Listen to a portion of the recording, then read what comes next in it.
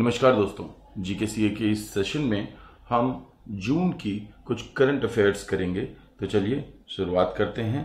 सबसे पहली जो न्यूज़ है वो है इंडिया की रैंकिंग से लेकर के भारत के MHRD यानी कि ministry of human resource development minister Shri Ramesh Pokhriyal Nishank ने 11 जून को ये रैंकिंग जारी की, जिसमें कि बहुत सारी नई कैटेगरीज को भी शामिल किया गया, जिसमें कि खास करके डेंटल कैटेगरी को शामिल किया गया।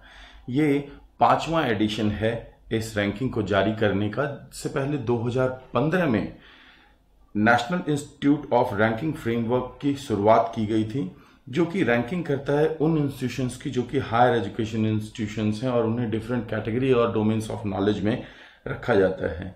ये भारत की तरफ फॉरेन स्टूडेंट को अट्रैक्ट करने के लिए और स्टडी इन इंडिया प्रोजेक्ट है, similar to make in India. तो आप इसे याद रखेंगे कि ये रैंकिंग जारी की गई है। कॉलेजेस की रैंकिंग में Miranda House as usual top पे है, LSR सेकंड पे है और हिंदू भी इसमें शामिल हैं। इसी तरीके से अलग अलग रैंकिंग्स को दिया गया है। आप इस लिस्ट में से याद कर लें, जो भी आपको लगे कि आप कर सकते हैं। नेक्स्ट इंफॉर्मेशन है फूड, फीड एंड फाइबर। ये यूनाइटेड नेशंस का एक इनिशिएटिव है, जिसमें कि वो world day to combat desertification and drought, जो सूखा पड़ रहा है, जो डेजर्टिफिकेशन हो रहा है, उससे लड़ने के लिए इस दिन को ऑब्जर्व किया जाता है। 17 जून को 1995 में यूनाइटेड नेशंस ने इसे चालू किया था, UN convention to combat desertification के ड्राफ्ट के रूप में। तो आज तक इसे सेलिब्रेट किया जाता है in order to aware people about the conservation initiatives of United Nations and the world. Next देखते हैं। नेक्स्ट न्यूज है ट्राई सर्विसेज, जो भारत की जो आर्म्ड सर्विसेज हैं, जिसमें कि आर्मी, नेवी, एयरफोर्स, ये तीनों ही इस बार शामिल होंगी। रशिया में एक विक्ट्री परेड होती है सालाना। ये पहली बार होगा जब तीनों सर्विसेज भारत की यानी कि आर्मी, नेवी और एयरफोर्स इसमें शामिल होंगी। इससे पहले सिर्फ आर्म्ड फोर्सेस इसमें शामिल हुआ करती थी। ये जो विक्ट्री परेड है ये रेड स्क्वायर पे होती है। ये रेड स्क्वायर रशिया में है, मॉस्को में, तो याद रखेंगे आप। आगे बढ़ते हैं। नेक्स्ट इंफॉर्मेशन है लोनार लेक की। भाई, लोनार लेक जो है वो महाराष्ट्र में है। इसका रंग परिवर्तित हो रहा है। पूरी लोनार लेक आप पिक्चर में देख सकते हैं, पिंक कलर की हो गई है।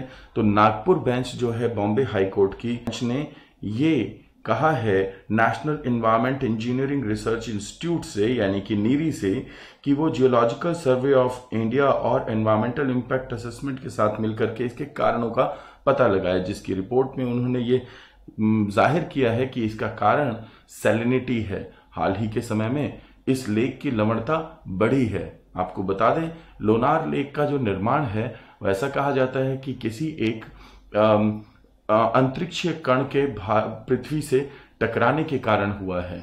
ऐसी लेक्स को ज्वालामुखी या अग्नि द्वारा निर्मित लेक्स कहा जाता है। तो इसका आकार बिल्कुल गोल है, ऐसा है जैसे कि आकाश से कोई पिंड आकर के टकराया हो, जिसके कारण गोला हो जाता है, गड्ढा हो जाता है। अब इस लेक का रंग परिवर्तित हो गया है। हाईकोर्ट महाराष्ट्र ने, यानी जिसे कि बॉम्बे हाईकोर्ट कहते हैं, उसकी नागपुर बेंच ने इसके कारणों का पता लगाने के लिए कार्य दिया नीरी को, GSI को और EIA को। तो आगे बढ़ते हैं। ऑल इंडिया फुटबॉल फेडरेशन की फॉर्मर इंडियन कैप्टन हैं IM विजयन, जिनको की चौथा हाईएस्ट सिविलियन अवार्ड यानी पद्मश्री देने की बात चल रही है। ध्यान रखिएगा, किसी भी देश का जो फुटबॉल फेडरेशन होता है वो फीफा के कनेक्शन में और कोऑर्डिनेशन में काम करता है। फीफा यानी कि फेडरेशन दी इंटरनेशनल फुटबॉल एसोसिएशन, जिसका मुख्यालय ज्यूरिख में है। इसके कुल सदस्य देशों की संख्या 211 है। भारत भी इसमें से एक है। हाल ही में इन्होंने रैंकिंग जारी की। भारत का स्थान जैसे पहले था वैसे ही है, 108वां स्थान। ये IM विजयन हैं, जो कि भारत में प्लेयर ऑफ द ईयर 93, 97, 99 रह चुके हैं। इसके अलावा इन्होंने 79 मैचेस में 40 गोल्स किए थे और 2003 में अर्जुन अवार्ड भी इन्हें प्राप्त हुआ था। यह इंफॉर्मेशन बहुत महत्वपूर्ण होने वाली है। इसके अलावा फीफा ने जो लिस्ट जारी की है उसमें नंबर 1 पे बेल्जियम रहा है, फ्रांस ब्राजील को पीछे छोड़ दिया है, काफी पीछे रह गए हैं क्रोएशिया, पुर्तगाल, स्पेन, अर्जेंटीना और कोलंबिया। इंफॉर्मेशन को याद कर लें, क्वेश्चन जरूर आता है। और फीफा दुनिया का सबसे बड़ा अंतरराष्ट्रीय संगठन है। नेक्स्ट है एक फेस्टिवल से लेकर के न्यूज, जो कि उड़ीसा का फेस्टिवल है। ये फेस्टिवल जो उड़ीसा में सेलिब्रेट किया जाता है, this is a 3-day long festival dedicated to mother earth. ये फेस्टिवल विमेनहुड को दर्शाता है। इसके अलावा ये फेस्टिवल जो कि राजा परवा फेस्टिवल कहलाता है, ये 3 दिन का फेस्टिवल होता है, जो मिथुन संक्रांति से 1 दिन पहले चालू होता है और 2 दिन बाद समाप्त होता है। 15 जून से 18 जून तक उड़ीसा में सेलिब्रेट किया गया।